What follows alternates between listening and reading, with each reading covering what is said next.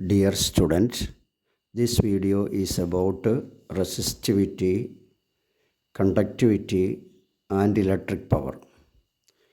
First of all, we can study about what is resistance.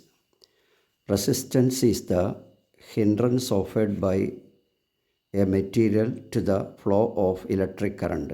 അതായത് ഒരു മെറ്റീരിയലിൽ കൂടെ ഇലക്ട്രിക് കറണ്ട് ഫ്ലോ ചെയ്യുമ്പോൾ അത് കൊടുക്കുന്ന തടസ്സമാണ് റെസിസ്റ്റൻസ് എന്ന ടേമിൽ നമ്മൾ അറിയപ്പെടുന്നത്. അടുത്ത റെസിസ്റ്റിവിറ്റി എന്ന് പറയുന്നത് ഒരു മെറ്റീരിയലിൻ്റെ ഇൻട്രിൻസിക് പ്രോപ്പർട്ടി എന്ന് വെച്ചാൽ അതിൻ്റേതായ ഒരു പ്രത്യേകതയാണ്. നമുക്ക് റെസിസ്റ്റിവിറ്റി എങ്ങനെ ഡിഫൈൻ ചെയ്യാമെന്ന് നോക്കാം. Resistivity is the resistance of a conductor of unit length and unit area cross section. അതായത് ഒരു യൂണിറ്റ് ലെങ്ത്തും, അതായത് 1 മീറ്റർ, ഒരു യൂണിറ്റ് ഏരിയ ക്രോസ് സെക്ഷനും 1 മീറ്റർ സ്ക്വയർ ഉള്ള ഒരു കണ്ടക്ടർ എത്രമാത്രം റെസിസ്റ്റൻസ് കൊടുക്കുന്നോ അതാണ് റെസിസ്റ്റിവിറ്റി. ഇനി റെസിസ്റ്റിവിറ്റിയും റെസിസ്റ്റൻസുമായിട്ടുള്ള റിലേഷൻ നമുക്ക് നോക്കാം. R = ρL/A. ഇവിടെ റോയാണ് റെസിസ്റ്റിവിറ്റിയെ സൂചിപ്പിക്കുന്ന ലെറ്റർ. ഈ റെസിസ്റ്റിവിറ്റിയുടെ യൂണിറ്റ് ഓം മീറ്ററാണ്. Ohm metre is the unit of resistivity. ഇത് നമുക്ക് കണ്ടക്ടിവിറ്റി എന്താണെന്ന് നോക്കാം. Next, conductivity is the reciprocal of resistivity ആണ്. ഇതാണ് അവ തമ്മിലുള്ള ബന്ധം. Conductivity is the ability of a conductor to conduct electricity. അതായത് ഒരു കണ്ടക്ടറിൻ്റെ അതിൽ കൂടെയുള്ള കറണ്ടിനെ കണ്ടക്ട് ചെയ്യാനുള്ള കഴിവിനെയാണ് കണ്ടക്ടിവിറ്റി എന്ന് പറയുന്നത്. Conductivity is the ability of a conductor to pass or conduct electricity.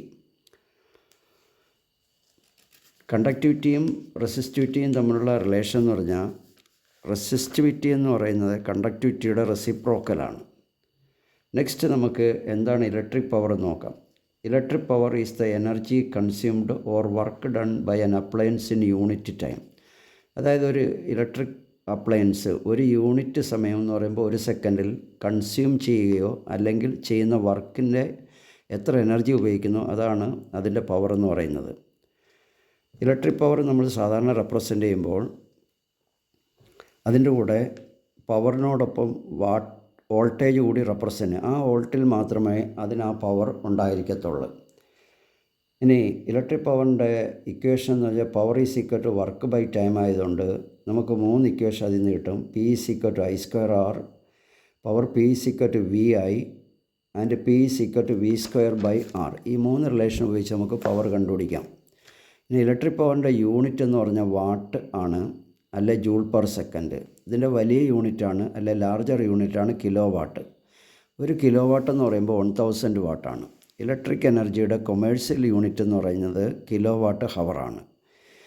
1 kilowatt hour is the energy consumed by an appliance at the rate of 1000 watt for 1 അവർ.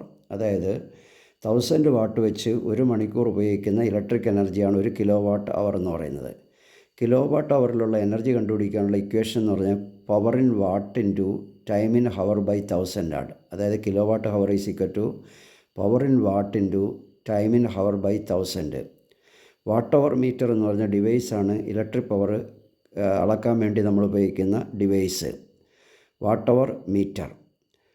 ഇനി 1 kilo watt അവർ ജൂളിൽ നമ്മൾ കണക്കാക്കുമ്പോൾ 1000 × 60 × 60 അത് 3.6 × 10⁻⁶ ജൂളാണ്.